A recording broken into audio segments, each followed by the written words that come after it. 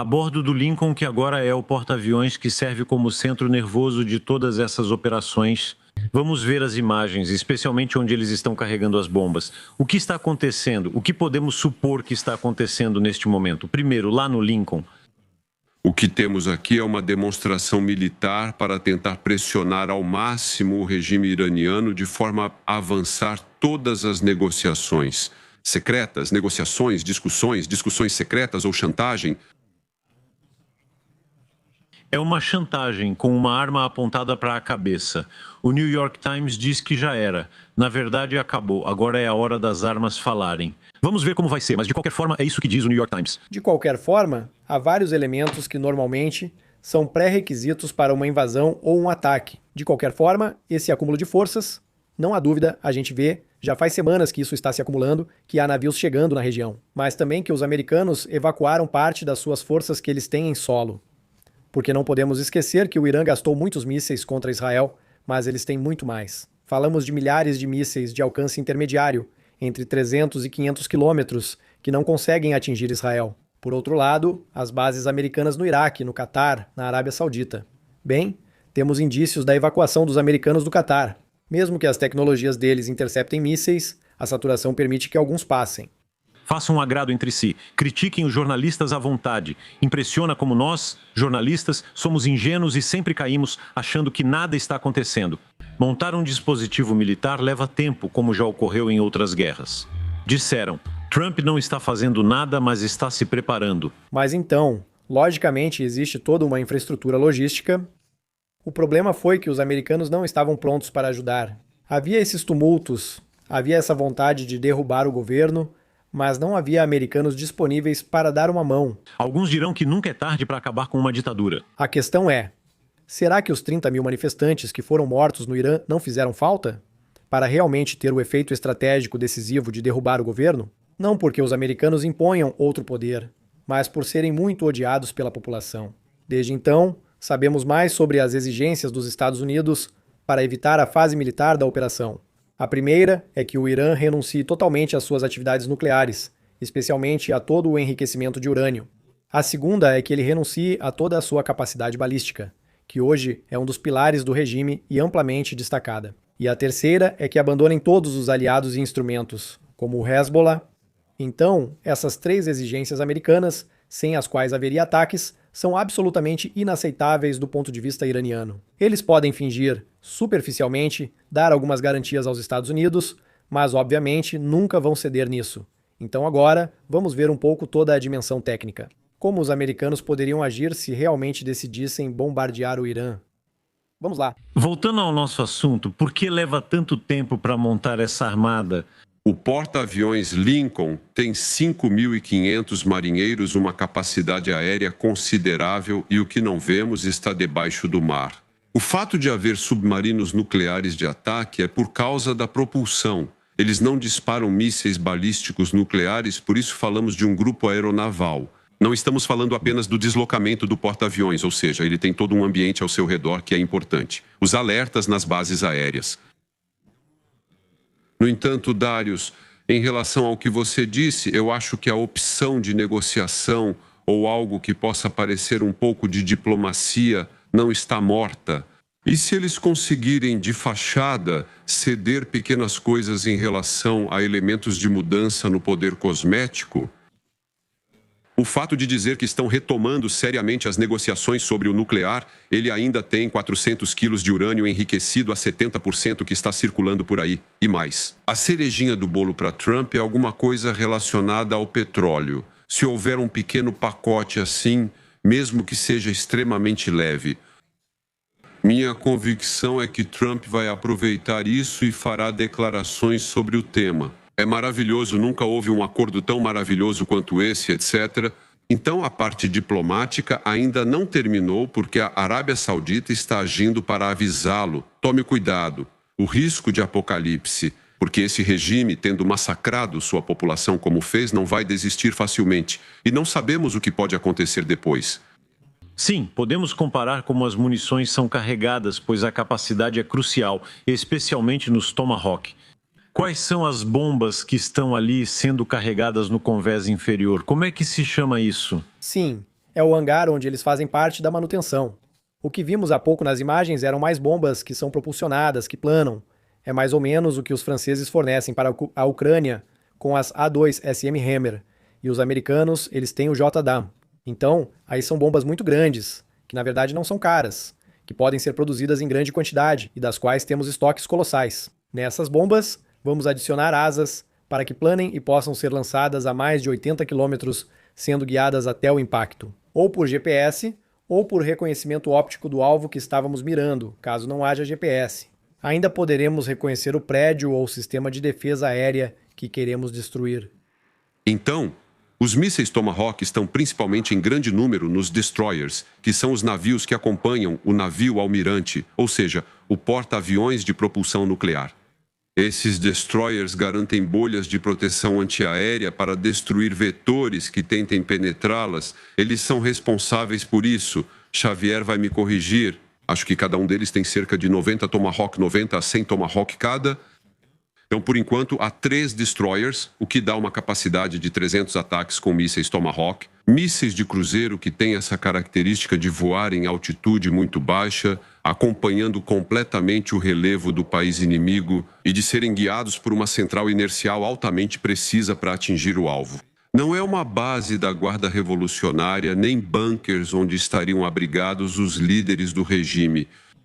Aqui vemos a bomba, qual que é ela? Então, isso é uma bomba planadora clássica. Aqui ainda não temos todos os kits que serão adicionados, mas estas são as bombas básicas. E a partir dessa base, vamos adicionar tipos de inteligências que permitem saber se vai ser um sistema com ótica, ou um de reconhecimento. Quando falo em laser, pode ser um designador no solo.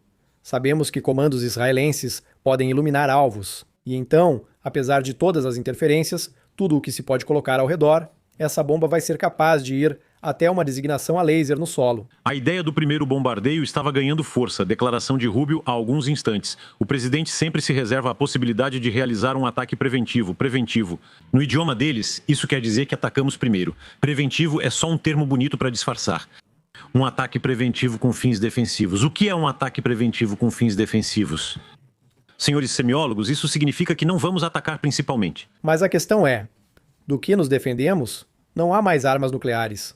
O problema com Donald Trump é que, ao dizer que eles estavam a um mês de obter a bomba, destruímos tudo. Pode ser verdade ou totalmente falso, esse é o problema. Como a palavra presidencial americana não tem credibilidade, não sabemos se é real. Hoje, eles ainda têm a capacidade de lançar mísseis, que está muito reduzida. A princípio, eles não têm mais capacidade nuclear. Então, se defender contra o quê? Qual é a urgência que obriga a intervir? Potencialmente o nuclear iraniano? Sim, mas se, como diz Trump, isso já foi destruído, por que intervir novamente? Isso claramente se relaciona às manifestações atuais, mas qual o alvo? É lógico, legítimo, militar? Interessante observação. A bomba que vimos há pouco realmente avança passo a passo. À medida que a noite passa, surgem as declarações e diante de nós, o dispositivo. Uma bomba dessas pode atingir o quê? Você mencionou quartéis da polícia e do regime seria esse tipo de alvo? Mas qualquer coisa. A diferença é que não é um míssil como o Tomahawk, que vai a centenas ou milhares de quilômetros, então não colocamos em risco. Isso é uma bomba que exige se aproximar do alvo. E isso significa que já estamos em zonas de proteção iranianas que teriam sido totalmente destruídas.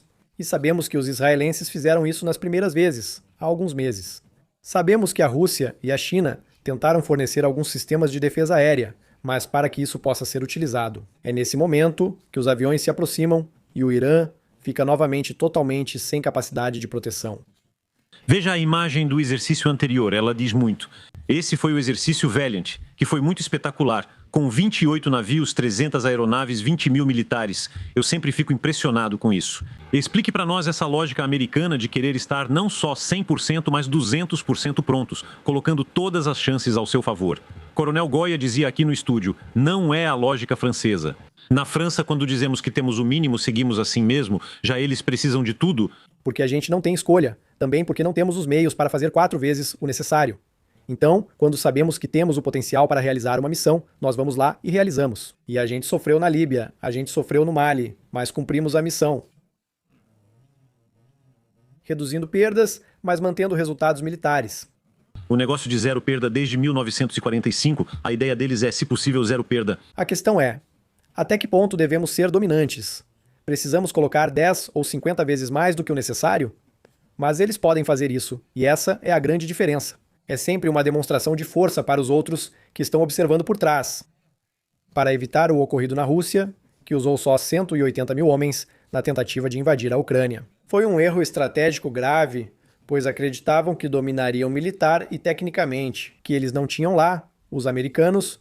Obviamente, você vê o avião que está no meio, é um B-2, você vê ao redor. A capacidade de enviar aviões dedicados à guerra eletrônica e à guerra eletrônica americana, a princípio, se beneficiou muito do retorno de experiência ucraniana, já que entre os 160 aviões russos que foram abatidos na Ucrânia, uma parte foi recuperada, especialmente sistemas de guerra eletrônica e radares. Ucranianos recuperaram mais de 10 radares russos. Por isso foi analisado pelos americanos e, assim, o sistema deles de interferência para desligar os radares russos usados pelo Irã à distância aumentou muito de capacidade. Vamos detalhar os cenários. Análise avião por avião é uma especialidade dos F-15. Primeiro, é um dos aviões mais comuns na região neste momento, especialmente ao redor do porta-aviões. Então, o F-15 é um avião baseado em terra. Por isso, muitos países o possuem. O problema, mais uma vez, é que se os americanos decolarem de uma base, digamos, na Arábia Saudita, para bombardear o Irã, os iranianos vão bombardear a Arábia Saudita, e não apenas a base americana. Eles podem atacar novamente as produções de petróleo, a Aramco, etc. O F-15 é um excelente avião, como vemos ali atrás, e é muito grande. É realmente o caminhão de bombas. E é o aparelho que permitiu a Israel realizar ataques em grande quantidade. Os aviões que passam primeiro são geralmente aviões furtivos, como o F-35 ou o B-2. Quem é que vai conseguir destruir realmente o que permite abrir o céu? E depois, esse aqui é o caminhão de bombas. Mas na situação atual, eu não acho, mais uma vez, que os americanos vão decolar aviões a partir do solo, porque esses países se tornariam alvos. Segunda categoria, os F-18. Então, o F-18 é um avião que já tem algumas décadas, mas que foi muito modernizado, e ele é embarcado nos porta-aviões, então é esse que estamos vendo agora. Ele existe em duas categorias. A versão clássica de bombardeio, cujo uso é óbvio, e pode atuar em superioridade aérea, caso haja aviões iranianos, o que achamos improvável, mas por que não drones? E além disso, ele também tem a possibilidade, em uma de suas variantes, de ter o que chamamos de Growler, o EA-18 Growler. É um avião que vai emitir tantas ondas eletromagnéticas que seus sistemas de comunicação vão parar de funcionar, que seus radares não vão mais enxergar nada. Vai haver tanto ruído eletromagnético que seus radares não mostrarão nada à frente. Veja, pode haver uma resposta da República Islâmica do Irã? Preste bem atenção na sequência que vem a seguir, ela é realmente impressionante. Esse é o porta-drones iraniano. É uma espécie de porta-aviões dos pobres, se quisermos dizer assim. Então, tem o enorme porta-aviões Lincoln, que é de ponta, e tem esse porta-aviões que pode até fazer rir. Mas explique por que, Xavier Titelman, isso não é motivo de riso? Os iranianos ainda têm capacidade de causar problemas com drones. Então, esse é o drone KR-313. Inicialmente, quiseram fingir que era um caça tripulado, mas depois o reduziram a drone. Mas, de modo geral, os iranianos têm principalmente a capacidade de produzir em quantidade, em massa, o drone kamikaze. Shahed é ele hoje que permite devastar a Ucrânia dia após dia. Eles também atacaram outros países, por meio de aliados e ferramentas. Eles não criaram tecnologias de ponta eficazes, mas sim uma produção em massa de baixo custo, que hoje incomoda as defesas de grandes grupos aeronaval. Essa imagem impressiona pelo improviso, não exige especialização. Até um olhar ingênuo nota que não é um porta-aviões comum, mas há uma tradição iraniana. Não subestime esse regime, é sólido, existe há mais de 79 anos, usa muito o terrorismo e adapta-se facilmente. Então depois é na base da improvisação. Assim como a Coreia do Norte conseguiu desenvolver uma arma nuclear, mesmo tendo o PIB de um departamento francês, esse país foi obrigado a contornar a realidade do terreno. Então, às vezes, eles fazem lançadores de mísseis que são disparados de barcos civis com contêineres. Então, de fato, ter drones que decolam de um pseudo-barco. Esse barco seria destruído rapidamente se os americanos quisessem. Esses drones funcionariam do solo. Isso é só demonstração e propaganda. Obrigado. E, no entanto, dá para imaginar um cenário catastrófico para os americanos?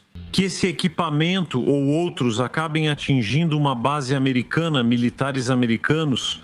A aviação americana, quando agir, não vai ter nenhuma perda. A Marinha Americana não vai ter nenhuma perda. Ou se não for 1 ou 2 drones que conseguem passar pelas defesas, a verdadeira capacidade de ataque, na verdade, são os meios alternativos. São centenas de mísseis terra-terra e milhares de drones kamikazes diante de nós. E tem um certo lado. Salve-se quem puder esta noite, desculpe interromper vocês. Acabamos de saber que a KLM cancelou todos os seus voos para Tel Aviv. Então, agora são as companhias aéreas civis que começam a desviar todos os seus voos, cancelam todos os seus voos para Tel Aviv. Várias companhias ocidentais estão mudando suas rotas em todo o Oriente Médio, o que parece confirmar a ideia de que o risco está se aproximando. Sim.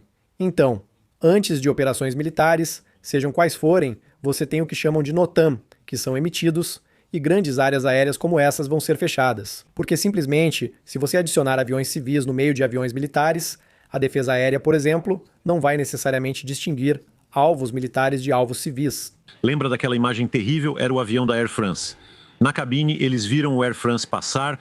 Até o MH17, em que russos derrubaram o avião malaio, vindo da Holanda para a Malásia, mostra que não se deve colocar avião civil em operação militar. Você pode ser atingido por mísseis naquela área ou ser alvo acidental da defesa aérea local. Você falava dos objetivos, Pierre Servan. Eles querem eliminar, decapitar o regime?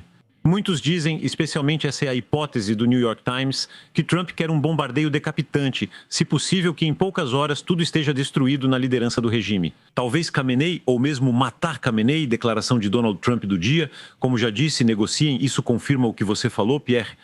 Eles recusaram a operação Midnight Hammer, que levaria a uma destruição maior do país. O próximo ataque será muito pior. Ele afirmou antes, não vamos matar Khamenei, ao menos por enquanto. Ao dizer isso, admite que a hipótese ainda existe. Ele quer uma operação sem riscos. Nesse caso, eles não vão entrar em solo, não farão uma operação terrestre, não farão uma operação como a de Maduro. Não vão enviar helicópteros que correriam o risco de serem abatidos. Eles acreditam que têm apoio da população local, que deseja tanto derrubar quanto apoiar esse governo. Mas quais são os alvos militares? Quando se quer apoiar manifestantes, vamos dizer assim, os guardas da revolução, esses a gente ataca, e o resto do exército não atacamos, na esperança de que apoiem os revolucionários, os contra-revolucionários. A questão militar, hoje, é quase secundária, porque pode ser pior amanhã, se realmente for um fracasso. Se você trouxer Aie, quantos sucessores ele tem? Aie tem 3 filhos, incluindo um Massoud, que já assumiu o controle depois dele. Quando vemos os supostos bunkers de Khamenei, há um que realmente é em instalações oficiais em Teherã. Ele também tem, na área mais montanhosa, ali naquela região, esse bunker suposto. Dá para imaginar um bombardeio único que conseguiria atingir Khamenei logo no primeiro ataque? A ilustração está perfeita. Esse é o avião usado da última vez, uma asa voadora furtiva. Ele se chama B-2A Spirit e carrega, em especial, uma bomba chamada GBU-57, que pesa 13 toneladas. Uma bomba de 13 toneladas que chega ao solo a 800 km/h com uma ogiva super blindada. Primeiro, ela vai se aprofundar em várias dezenas de metros de rocha ou em vários metros de concreto e depois vai explodir com uma carga útil de 12 toneladas. É isso que está caindo. Aí, vocês vão acabar por esses vãos, pelas portas, etc. Vocês vão, pela sobrepressão, matar todos que estiverem lá dentro. A gente tem bem diante dos olhos o que provavelmente é o sonho do Trump. Ou seja, primeiro, ele adora o B-2 dele. Isso para ele, lembra quando ele mostrou para o Putin? Para ele é a arma suprema. E obviamente é uma arma extraordinária. A ideia de que, assim, um bombardeio, uma GBU que atingisse a cabeça do regime e que desse certo para ele. Aqui a gente vê justamente, é interessante. Nessa imagem, a gente vê a bomba atravessando toda a espessura. E dá para ver que ela penetra só pelo peso dela, sem propulsão, porque foi lançada e penetra vários metros. Embaixo, no túnel a vários metros de profundidade, vemos que vai chegar lá. Trump, na minha opinião, tem uma visão simplista das relações internacionais e da situação. Se eliminarmos o simplista... Mas bastante eficaz, nesse caso ele tem os meios para ser eficaz. Mas digamos que, na cabeça dele, matar o chefe dos vilões como em James Bond.